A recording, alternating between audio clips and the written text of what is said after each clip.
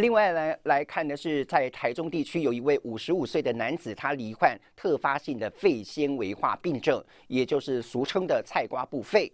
医师表示呢，虽然近几年来已经有药物可以改善病情了，但是呢，预后不良，也就是治疗的效果不好，大部分存活期在2年半到3年半之间。也呼吁民众有不明的原因咳嗽或者是活动性的呼吸困难，就要尽早就医。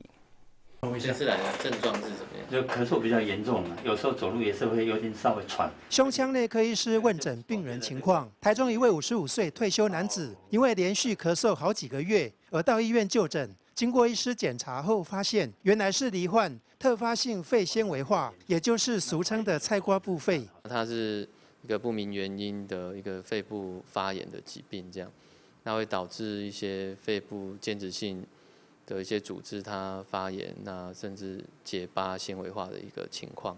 一个洞，看起来像一个洞这样。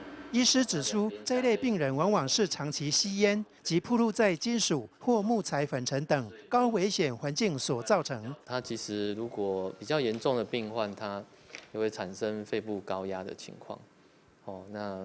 那就会有时候也会有一些喘的情形发生。医师表示，特发性肺纤维化病人有逐年上升的趋势，好发年龄在55岁到79岁之间，且预后不良，一般的存活期在2年半到3年半之间。虽然近几年已经有药物可以改善病人的肺功能，但还是呼吁民众，如果有不明原因咳嗽或活动性呼吸困难时，应该要及早就医。人间卫视卢雄台中采访报道。